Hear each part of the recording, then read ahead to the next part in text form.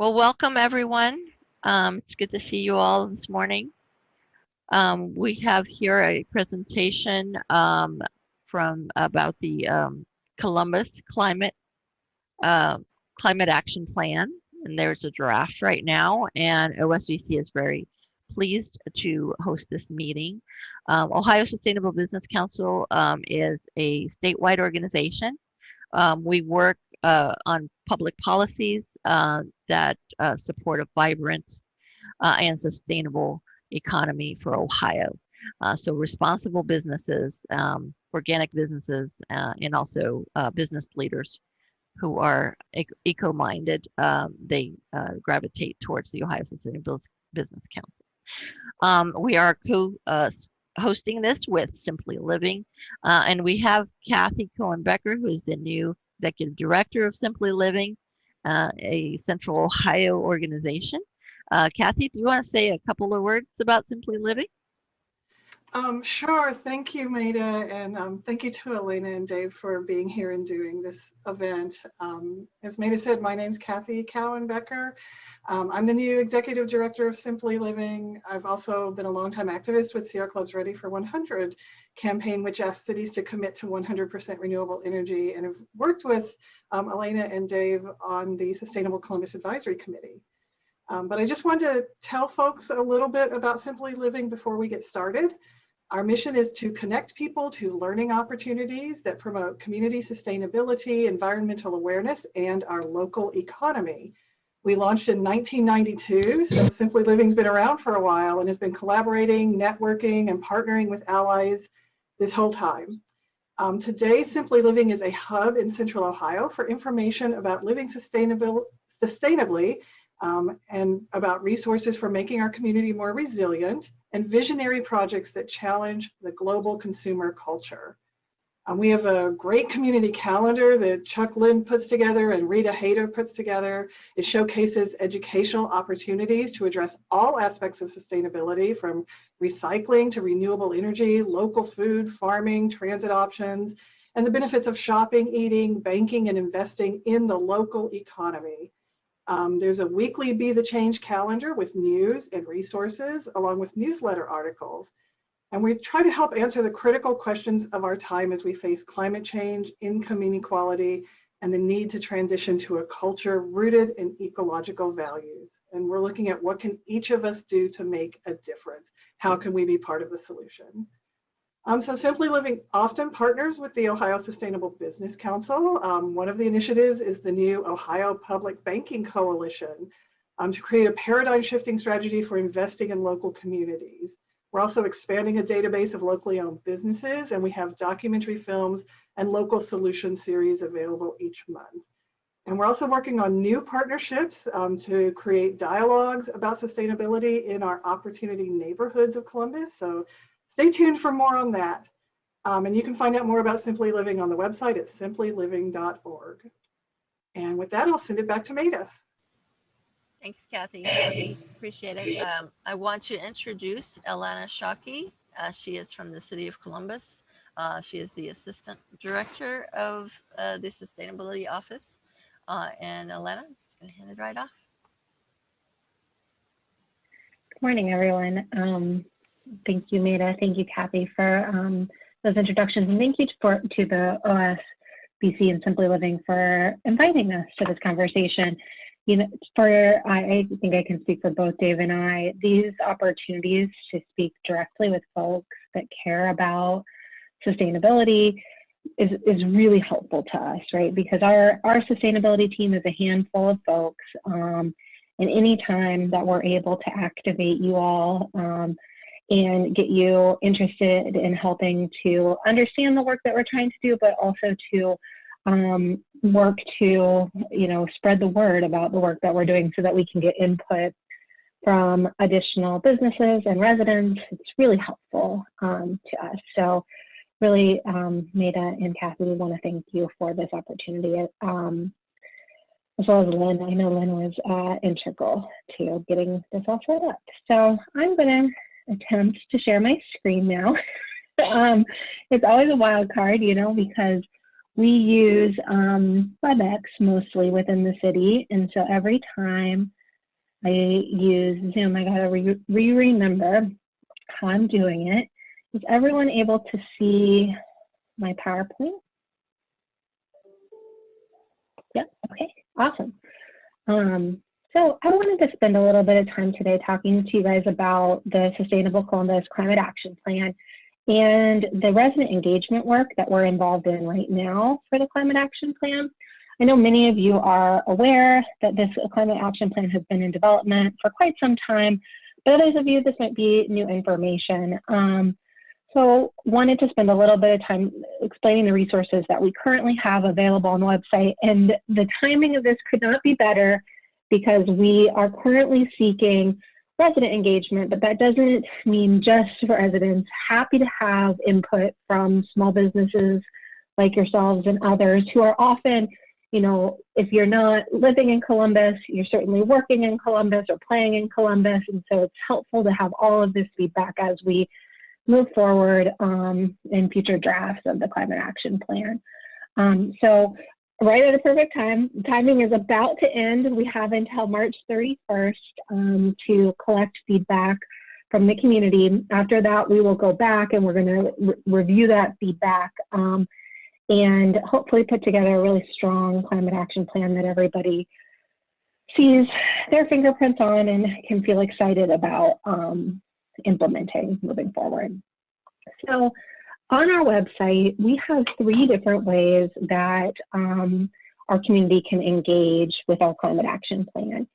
We have the Consider It website, which it gives you the opportunity to look at 30 actions that are proposed in our climate action plan and weigh in on if you support those actions or if you don't support those actions. It gives you an opportunity to also provide written comments and narrative comments. So it's a great opportunity to say, I think this action is great, but we really think there needs to be more ambition behind this action, or can you do this more quickly? Things like that are all opportunities that you can use going to, if you Google Sustainable Columbus Climate Action Plan, it'll come up as our Sustainable Columbus website, and you are able to then find the Consider It website. So that's a perfect thing if you've got 5 to 30 minutes to just engage and let the city know a little bit about your thoughts.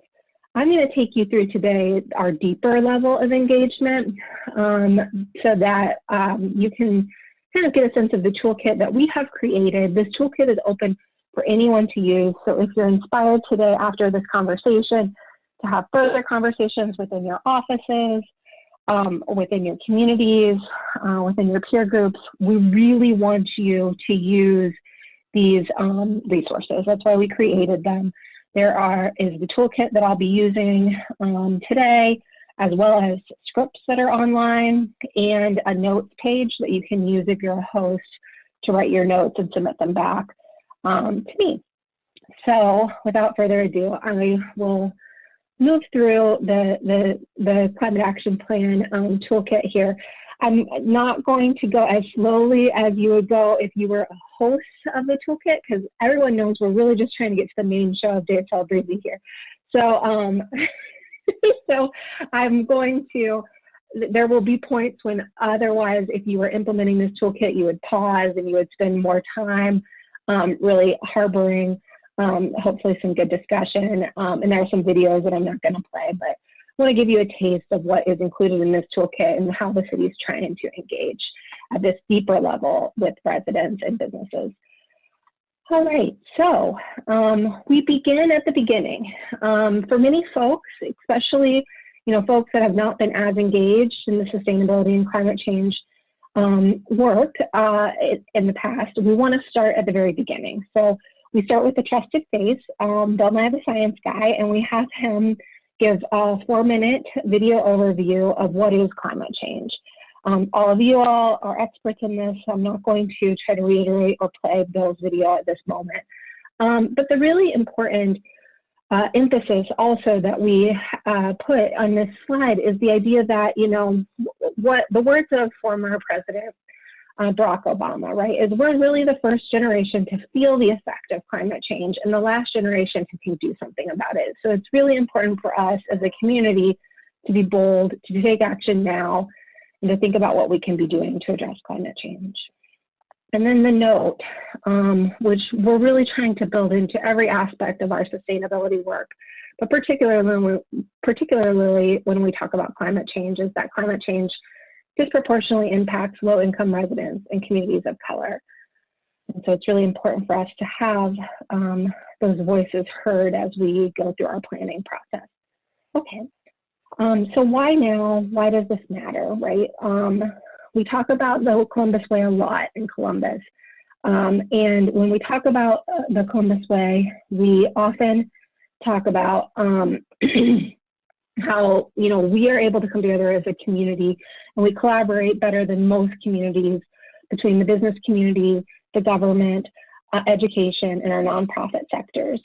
And what we really want to emphasize here is that this moment will define us, right? This is the moment we can do something to address climate change. I hear Kathy mention that a lot when she's advocating in the community, and we agree.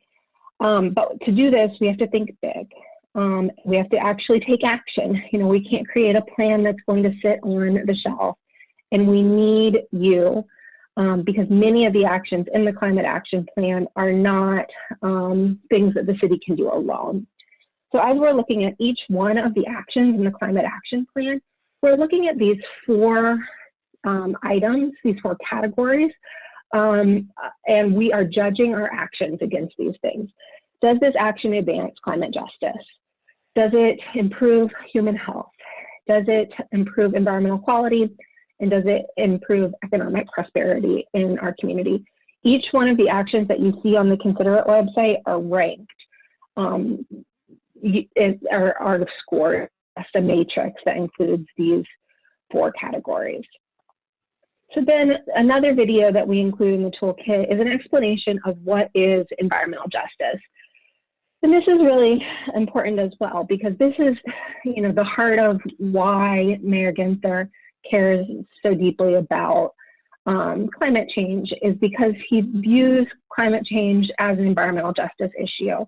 And we know here in our city that we have a lot of work to do to reimagine the systems that we have in place that are built on inequities. And we also know that social inequities are intimately tied to the environment. So a great place to begin to address social justice is through environmental work and sustainability work. Okay, and so what does this mean for us? It means that we want to really work at the nexus of climate change and racial equity. And that means that the work that we're trying to do is intended to foster health, affordability, accessibility, cultural preservation, community capacity, and accountability. So many of the things that Kathy mentioned in the introduction that Simply Living is really working on moving forward in our Central Ohio community. So we had time. This would be the first moment where we would ask hosts to break and to talk to their folks about, or the people that they're hosting about what resonates with folks. I'm sorry, I'm going to stop sharing for a second because I want to put in the chat this form that I'll be referencing here in a moment. And please, if you could go to that form, this is where you can start to log, and I'd love for you all to do this, to log your thoughts and what resonates with you most and what you've heard so far. So you can be both, you can help right now today to provide some input on the city's climate action plan as you listen. So then in our presentation, the toolkit to the community, we transitioned to talk really more deeply about 3 resident-focused solutions: saving energy, water, and money at home, supporting safe, affordable, sustainable transportation, and then really where, I'm going to hand things over to my colleague Dave Celebrezze today, is, what we can be doing to create that thriving neighborhoods and businesses. These are really critical actions that our residents and small businesses can be taking. And they're very much connected.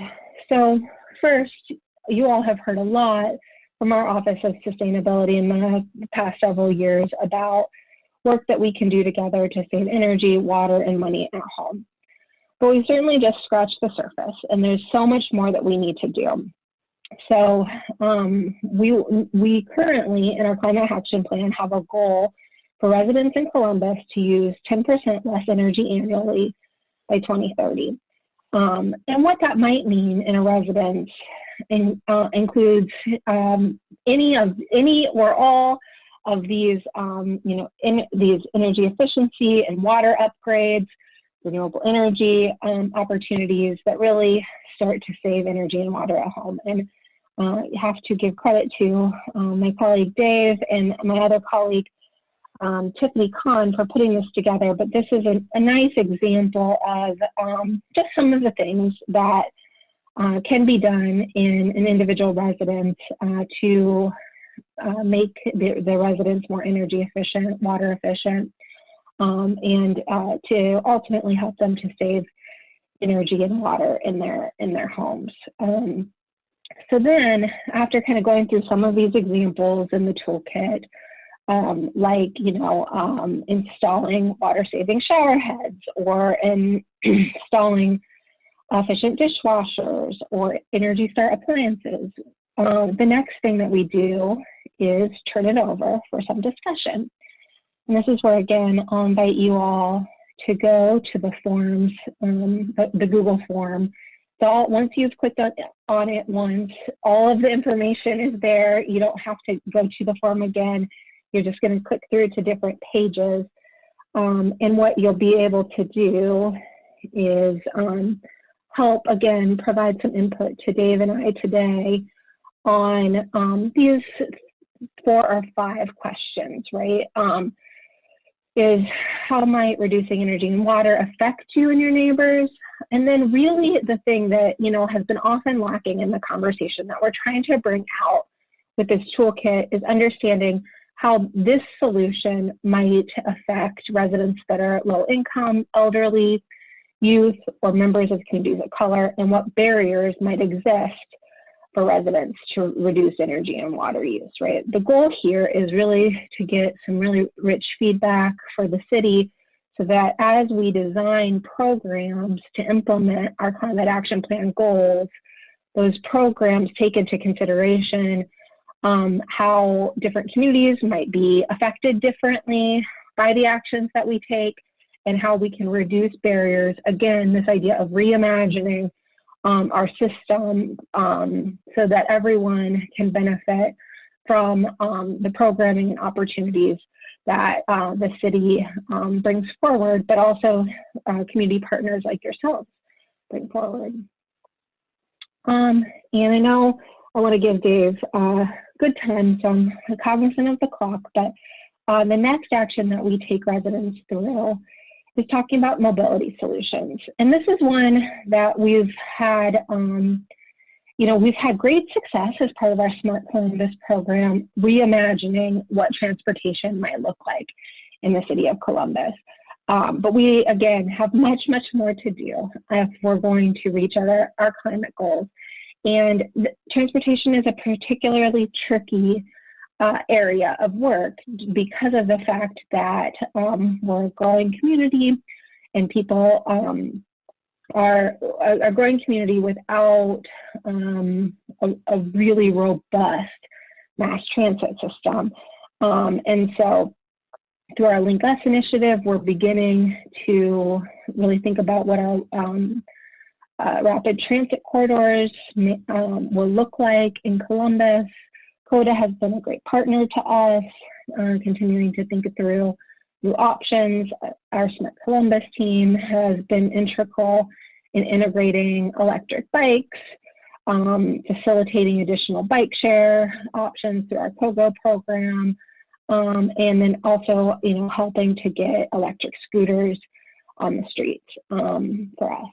So there's more to be done here, and we have a big, bold goal to reduce vehicle miles traveled in Columbus by 15% by 2030. That is hugely ambitious, just because of the fact, like I said, that we do continue to be a growing community, and We have been through with our partners at MORPC trying to tackle vehicles miles traveled for probably the past 20 years without much success. So we really welcome all ideas as we kind of think through what mobility solutions for all might mean for Columbus residents.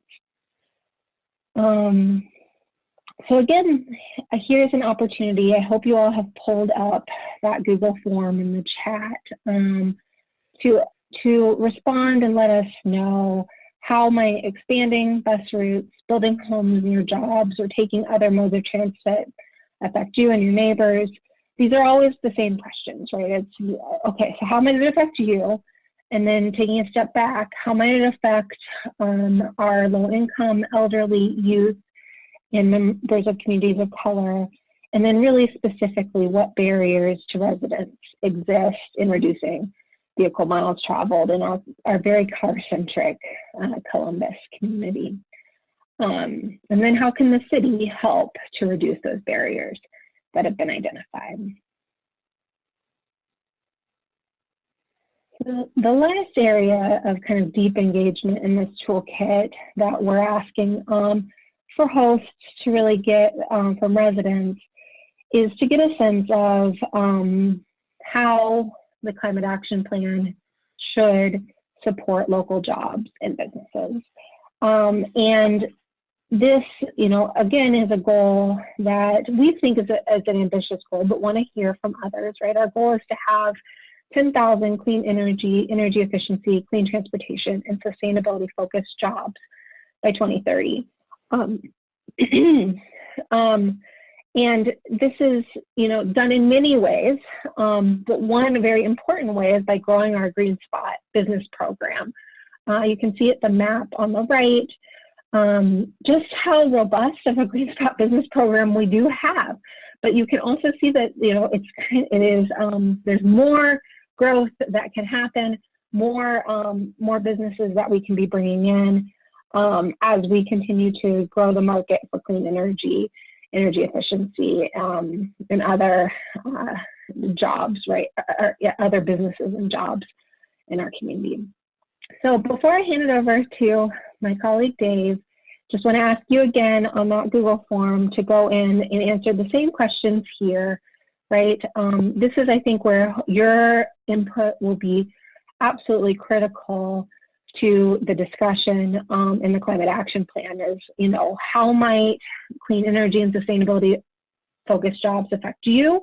And here, it's your business in many ways. Some of you, I think, have businesses that are very specifically focused on sustainability. Others, your main business line might be one thing, but you've made commitments to sustainability goals and sustainability programming, which we so appreciate. And similar questions to how might this job growth affect residents that are low income, elderly, youth, or members of communities of color.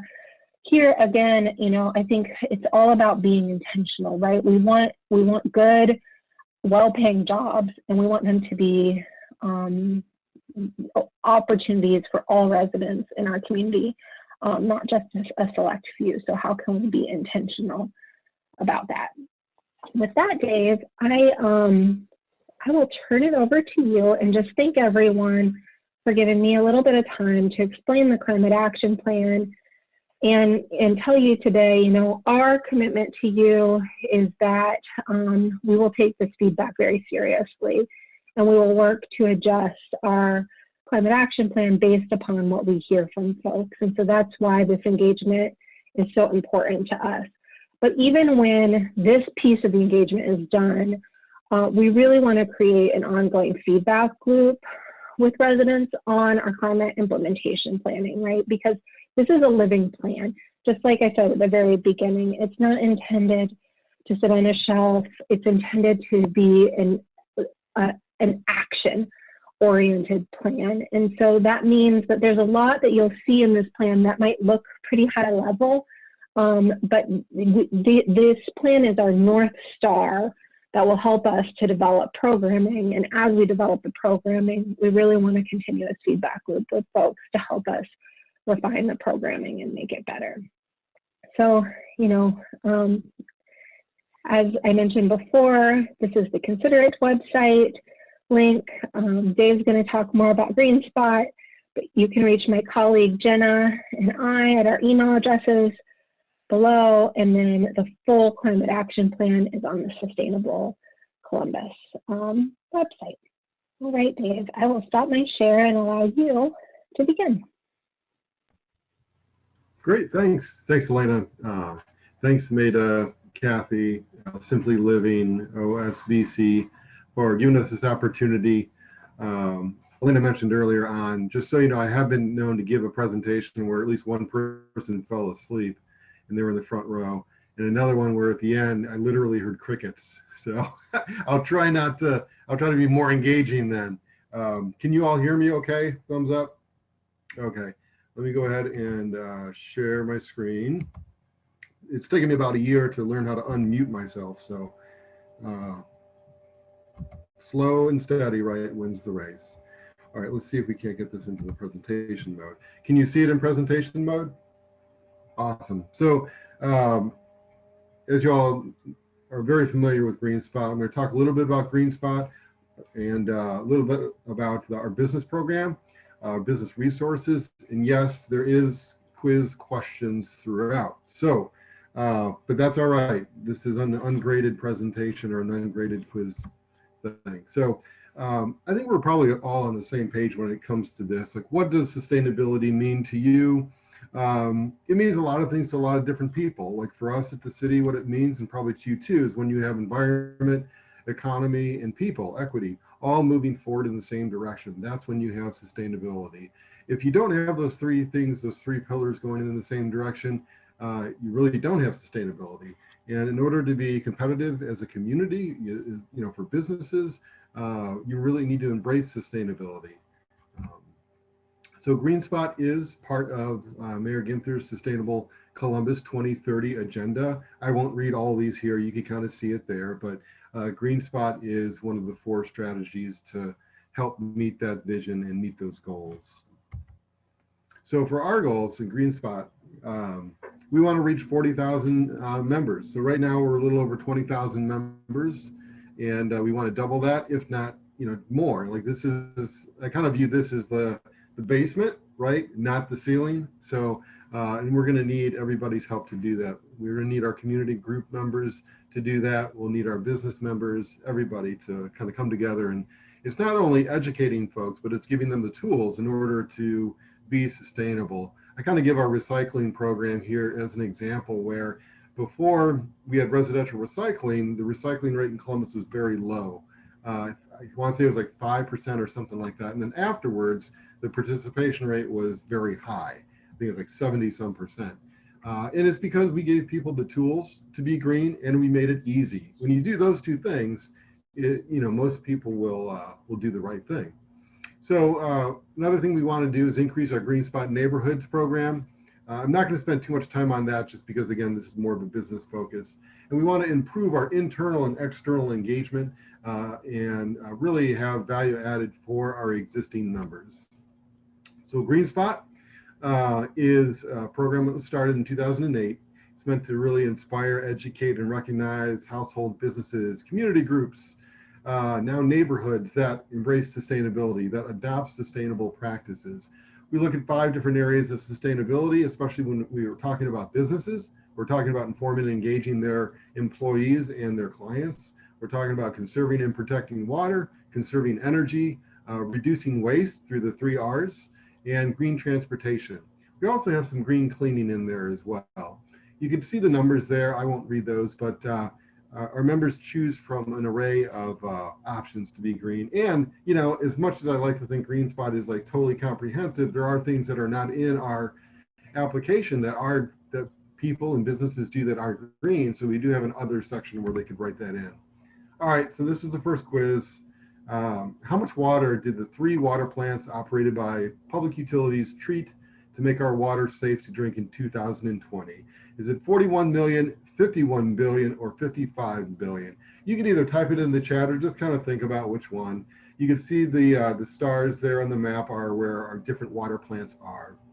So the answer is a little bit of a trick question. It's 51.5 billion gallons of water that we treated. So we are fortunate that we live in a water-rich area, but that also means there's a lot of conservation that we can do and a lot of protection of those resources as well. All right, so back to the GreenSpot. And I do see the little chat thing, but I'm not looking at it yet because it'll just distract me. So maybe when I'm done with my presentation, I'm sitting by a window and I'm glad there's no squirrels that have run by yet, you know, because that might distract me too. But are you eligible to be a GreenSpot member? For households, if you live in Franklin County or a surrounding county, you are eligible. If you are a business, so we've teamed up with MORPC, the Mid Ohio Regional Planning Commission, and we use their kind of their territory, their jurisdiction, for whether or not a business is eligible to be a GreenSpot member. So if you are within those counties there on the screen as a business, you can become a GreenSpot business member. You might not have all the benefits of that membership, but you can still join, and there's definitely benefits to joining. So you choose, as I said, from a menu of options, which I'll get to here in a second. Some commitments you actually enter in data, and so it'll kind of track that for you. And it really does provide a framework of sustainability to track your progress. Sometimes we're good at thinking about ways to save water. Other times, other folks are good about saving energy, but how do we bring that all together? All right, so let's go to the website and check out some of these cool resources. Let's see if this works. Okay, can you see the website? Thumbs up or thumbs down? Thumbs up? No? Some can, some. No, Okay. we still see your presentation and Oh, okay. Let's stop sharing, and I will share again. How about now? Yeah.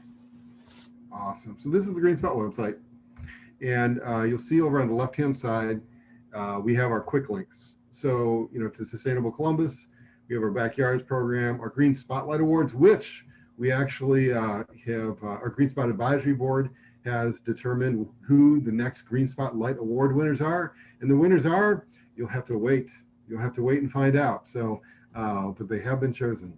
I do with the map, Alana kind of showed the map, and each one of those green dots or spots is a GreenSpot business. You click on the dot and it'll have the business name and a link to their website. GreenSpot to GreenSpot program. So this is something where some of our business members partake in, and they offer a discount or a free item to another GreenSpot business or a GreenSpot household. So for instance, Go Zero, some of you all are familiar with them. They are a compost courier, as it says right there. They offered a free 45-minute session, one-on-one session to our GreenSpot business members that were interested in composting at work or food scrap recovery at work. We've had others, the Compost Exchange, they've offered some incentives for our household members, but that's something where we like to promote in our e-newsletter that goes out to over 20,000 people. We have it on social media as well. We do have this is probably the main thing for businesses, our sustainable business classes page here. So we do offer this course. It meets once a month for 6 months. We look at the 5 areas of sustainability I mentioned earlier, and then we have an introduction meeting. And those meetings are about 2 hours long, and we bring in experts to talk about, maybe it's the fats, oils, grease program that if you're a restaurant, you have to follow those. Maybe it's bringing in Columbia Gas to talk about some energy efficiency programs they have going on. So we bring in experts in the different areas to talk with the businesses. It provides a forum for businesses to talk to one another. And we kind of like to say it's a safe place where, you know, to be open about, you know, what are some of the obstacles and what are your successes? Because what your successes are can help another business overcome their obstacles. And then the businesses, they graduate at a Green Spotlight Awards where they're recognized by the mayor and Councilmember Remy, and he's the chair of the Environment Committee this year over at City Council. You can kind of see the number of organizations that have gone through this. Now, we used to have it only for larger companies, but we've opened it up so any size company can go through this. And this is really, it's for a company to learn about sustainability, to become greener. It's not for your business. If you're already, like, what am I trying to say? If you're a business that's looking for customers to green up, this isn't for you. This is really for those businesses that are looking to go green, and they need a little bit of help to do that. I do want to go to a video. And so this is always dangerous, right? During a live Zoom is going to a video. Are you able to see the YouTube page now? Okay, and you know what, Maida, you are popping into my head, because you know what I didn't do? I did not click that one button that says share computer sound. So I'm going to do that now. And I'm going to share. Can you see the YouTube page again? Okay.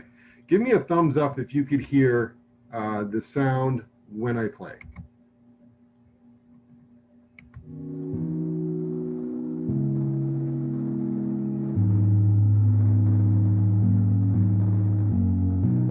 I think sustainability is vital to every single organization. I think it is something that newer generations, when we're looking at hiring and associate employee retention, these generations truly care about sustainability.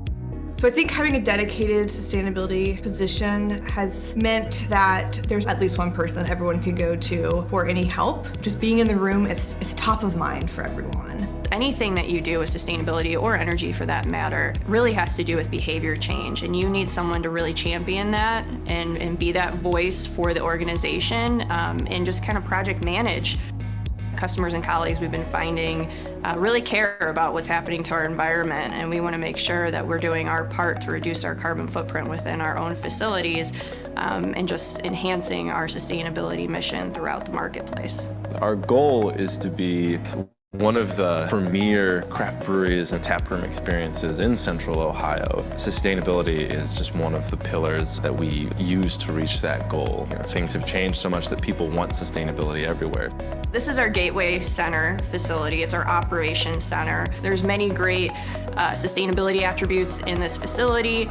We have our EV charging stations out front. We have on-site solar in this facility, large solar array on the roof, white reflective roof, bifacial solar panels, solar tracking skylights, solar canopy, Ohio's first solar trees out front. And then we also have LED lighting throughout the facility with an advanced lighting control system. When natural light comes into the building, the lights will dim to cause a more comfortable feel within the space.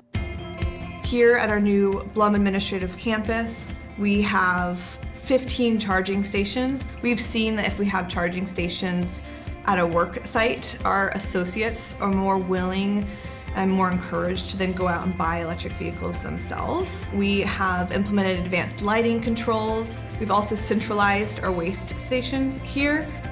The first steps were setting up a utility management program and sort of a reporting program, understanding what natural resources and energy we had to use every day and how we could work with people to become more efficient in using those resources. We've been able to reduce the amount of energy we use per every barrel of beer that we produce by roughly 30%. And we've been able to reduce the amount of natural gas we use per barrel of beer that we produce by just about 10%. Unique to brewing is we have our brewing byproduct, our spent grain, spent yeast. These are all sort of organic wastewater components. And what we've been able to do the last 2.5 years is working with a number of local farms. We've been able to divert about 10,000 gallons of this byproduct out of the waste stream. So not only does it not get to a freshwater ecosystem, but it doesn't even have to get to the city's wastewater treatment plant. And instead, it gets used as fertilizer and compost accelerant with Ohio State's massive research farm. It's a full-time position. I'm very busy, so I promise it is something that an organization can find a lot of value in. We care about this. We're trying to be that responsible corporate citizen. Our investors care about this, our customers care about it, our colleagues care about it, and that's why this position exists, because Huntington cares about it. If a business comes to us and says, should we create a sustainability manager position, I would say absolutely. Columbus is a great place to advance sustainability because people really want that here, and there's a really great opportunity as one of the fastest growing cities in the country to introduce sustainability in a new way from the ground up. So you can kind of see, and actually the video premiered almost a year ago today. Let's see, can you see the website again? Okay, great. So I wanted to show that video because those are folks that work in business, right? I work for the government, so I bring one perspective. They're in the business field, they bring another, but it can be done. It is being done. And we like to provide our business members with resources to do that. So we do have this pamphlet. I'm not going to open this up, but we do have a pamphlet on the business case for a sustainability manager. You know, what are the costs involved? What are the savings involved? What skill set should they have? And just as important is to make sure that they have a team. And with that, I think it's here.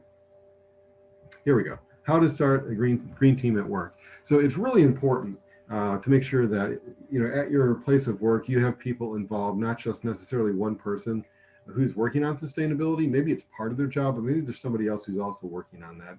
So you have a team. This talks about how you can go about starting a green team at work. What are the considerations?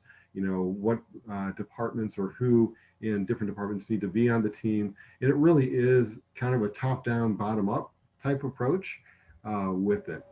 So I'm going to jump back to my presentation. You probably can't see my presentation, correct? Okay, so let me stop sharing and then I will share again. And I'm almost done, so fear not. All right, let's get that. All right. So these are some of the real world savings our business members have seen. And we have business members that are small, medium, and large. We define a small business between 1 and I think 1 and 19, 1 and 20 employees, medium-sized business 21 to 100 employees, and then large businesses from 101 employees up. So it's quite the range, but no matter what level you're at, you can definitely see savings from being green, even if it's behavioral change, like turning the thermostat, up or down 1 degree, depending on the temperature outside, turning off monitors and computers when you go home, things of that nature, allowing employees to work from home 1 day a week or 2 days a week, if possible. So benefits of membership: you get a really cool GreenSpot decal for your business. You get the sustainability framework for green options, and that is our e-dashboard. You'll be listed on our website. We give you all shouts out on social media the month that you join. You're eligible for the coveted Green Spotlight Award, which, as I mentioned before, is handed out by Mayor Ginther. And then also, obviously, cost savings from going green.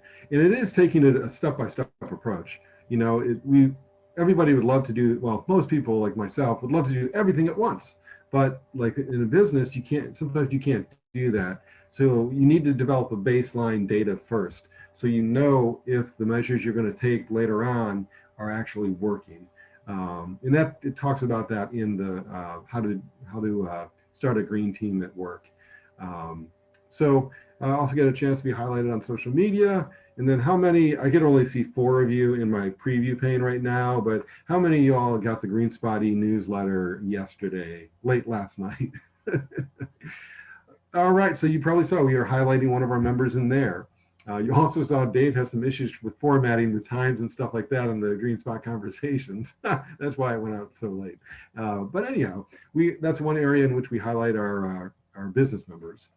And it's an opportunity. One thing we want to do moving forward is creating more of these spaces for businesses to talk to one another about what they're doing to be green, and also learning from experts in recycling, in just all the different avenues and aspects. These are very conservative numbers. I haven't updated them yet for our 2020, but these are kind of collectively in our GreenSpot universe, the savings that our members have seen. And another question for you is, how many sewer miles are in Columbus? This includes wastewater, stormwater, and clean water. 4,000, 6,000, or 8,000? What do you think? And that's a very large drill bit, by the way. Those are people, if you could look down there. So the answer is 8,080 miles of sewer lines that are here in the city. That's enough, I believe, to go from New York to LA, back to New York, and then halfway back to LA. So it's a huge operation that we have going at Public Utilities. Okay, I think this might be my last slide. One of the things that I'm super excited about is our GreenSpot Conversations. It's a webinar series that we are starting, and actually Simply Living. And this came together quick, right, Chuck? This was like yesterday. I think I reached out and you're like, yeah, let's do it. So this is like hot off the presses. So April 13th from 2 to 2:45, we'll have a GreenSpot conversation with Simply Living. We have another one coming up next week regarding, what is recyclable. We have someone from SWACO and someone from our Division of Refuse. We have Eating Green for the Planet, which I'm very excited. I'm excited about all of them. But that one, we have Bill Dawson, famous Bill Dawson from the Franklin Park Conservatory, as well as the Center for Biological Diversity, which is really exciting. So we have a lot going on. You can kind of see the things on the left there, some of the other programs. Each of those programs, I could probably talk to you for another 30 minutes, but I know we're running out of time, and maybe that's why somebody snored at the end of one of my presentations, is I just kept going on and on. So Maida, I'll go ahead and stop sharing and turn it back over to you. Thank you, Dave. Really appreciate that. It's a great presentation. Lots of resources there. I really appreciate those. We do have a couple of questions in the chat. We have one from Rita. She says, is anything being done to encourage businesses to use less packaging?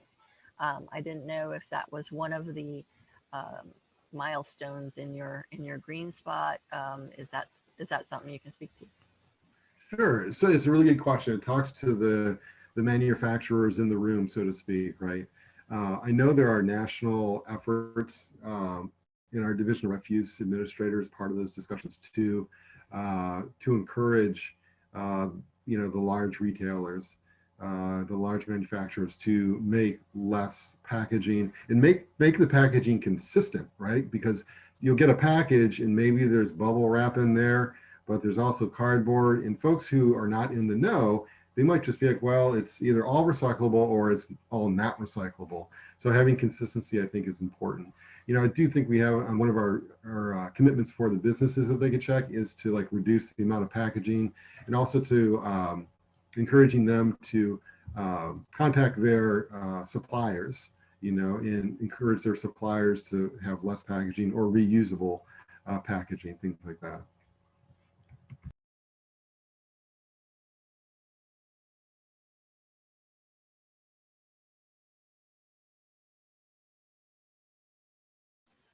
We have another question that just popped up, is regarding the first goal discussed of saving energy at home. I believe that's the right one. It says, Pat Deering says, has the city begun to plan what sort of financial investment it's going to make to provide tangible support to residents for the first goal discussed? That's an excellent question, Pat. Let me know if that goal one is not the saving energy and money at home, but otherwise I'll answer it that way. Yeah. Okay, good. So the answer is probably a lot more money than the city has to do all the things that we want to do. But that's just my flip answer. The real answer is, I know, Kathy, you're a part of the city's community choice aggregation advisory committee, and that is kind of going to be, that is the place where we're really starting to think about energy efficiency programming. We want to use some of the community grant funding that's going to be coming out of the community choice aggregation program to support energy efficiency programs in our community.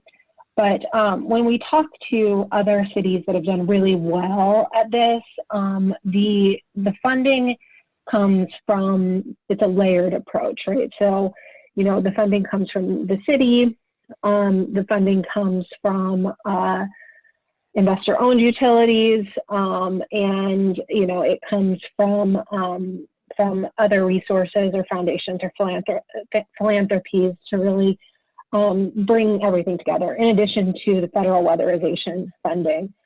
that exists, federal and state funding. So that's really the approach that we plan to take, right, is to take some of the seed money the city will have through the community grant, and then work with other partners to think through how do we grow this funding to support the kind of level of energy efficiency programming that we need to be able to be successful in this work. And one of the things that our partners at Smart Columbus Energy have really pushed us to be thinking about is, do you think about doing a green bank of some sort?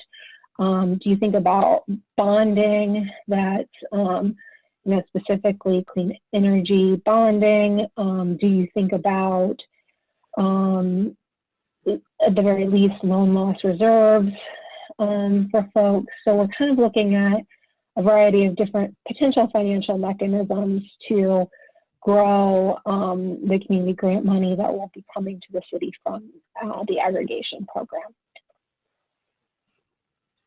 Great, thank you. Thank you. Okay, let's see. Here we have another question. Are there any carrots or sticks for landlords, either commercial or residential, to install energy efficiency or renewable energy? Yeah, Kathy, that's a great question. And I know it's one that you and I have been talking about a little bit in the advisory committee, because that is the big issue that almost every city deals with, right, is the split incentive, where, the landlords are not the ones that are paying the utility bills. Because they're not the ones that are paying the utility bills, they do not see the value in, or they may not see the value in, the energy efficiency upgrades.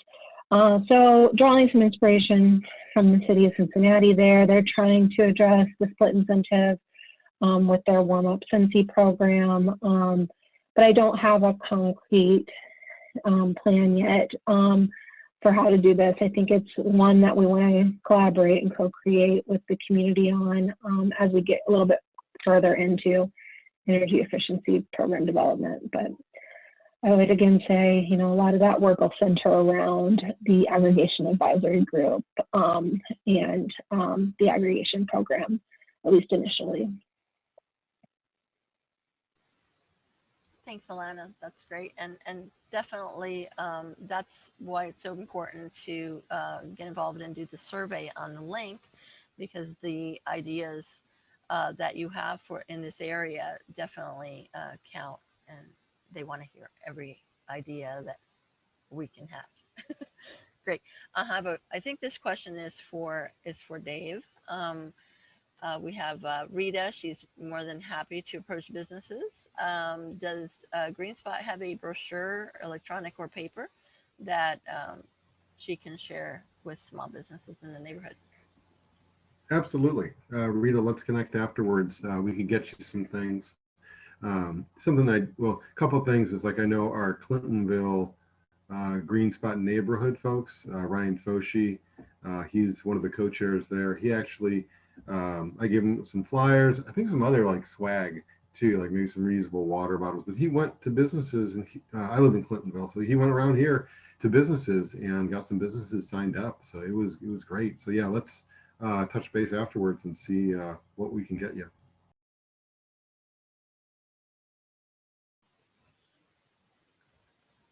Great, that sounds good. See, we have Art. Art has a question. Our 300-acre neighborhood on Cook Road has plans to build a 3 megawatt, 7,500 panel microgrid. It'll all check all the boxes on your list. Want to talk? That's a question. But That's great, Art. Yeah, I especially am very interested in hearing about the microgrid, right? Just because it's a technology that the Department of Public Utilities is about to install at our Tessing Road plant. So our pump station. So I'd be really interested to hear more. Would note for many of you who don't know, I am about, it's hard to tell on virtual Zoom, but I'm about to go out on maternity leave. So Dave, my colleague, as well as Jenna Topaldi, who is the other person who's listed on the Climate Action Plan website, are two great contacts once I'm on leave if you want to connect. No one knows when exactly I'll go out on leave.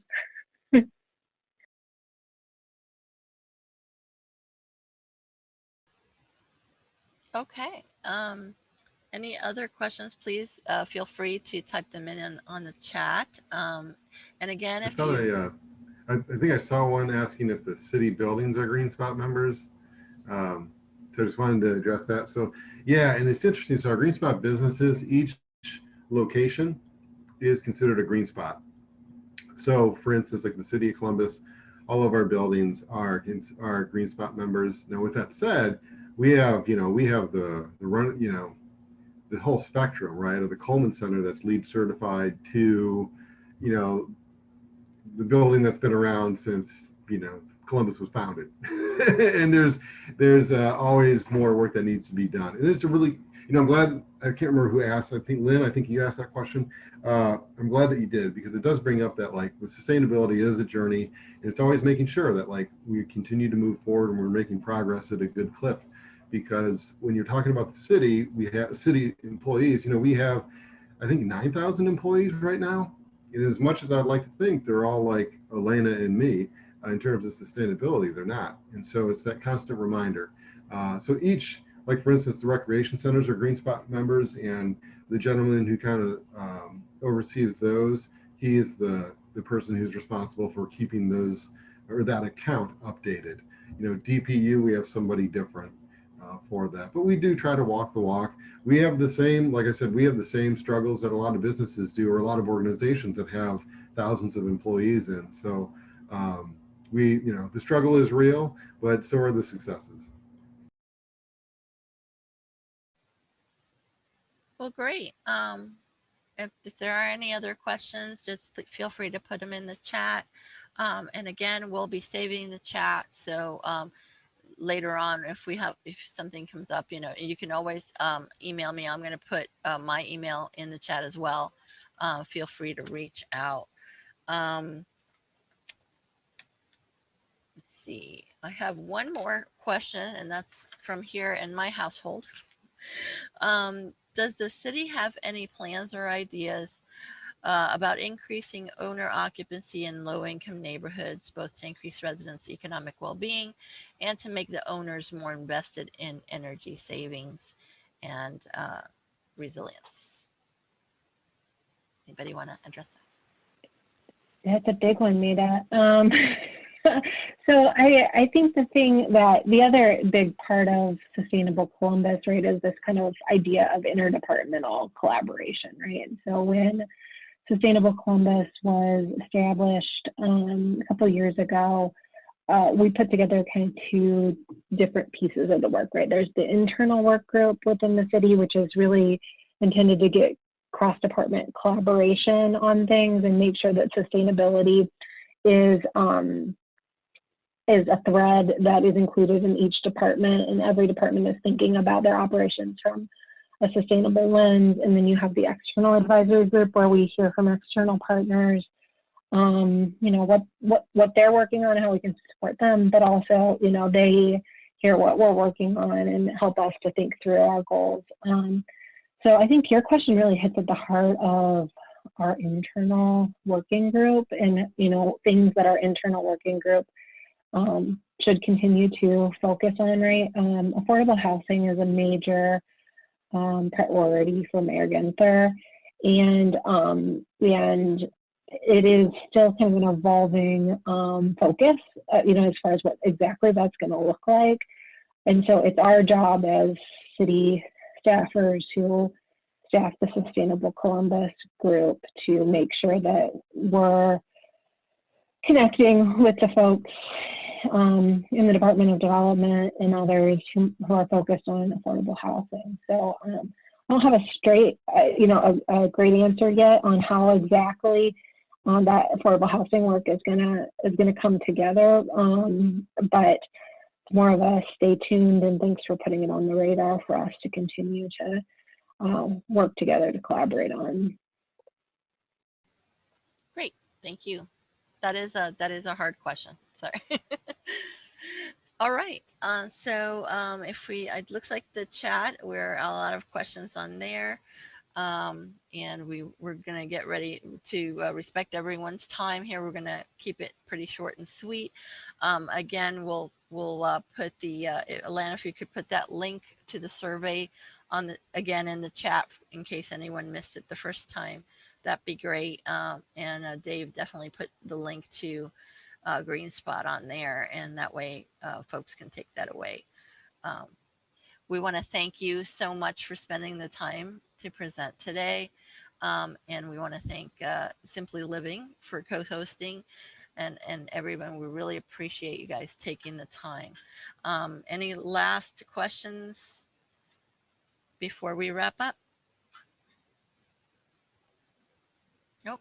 Okay. Well, great. I really appreciate everyone attending today. Thank you so much. Please share this with your networks and have a great day. Enjoy the weather.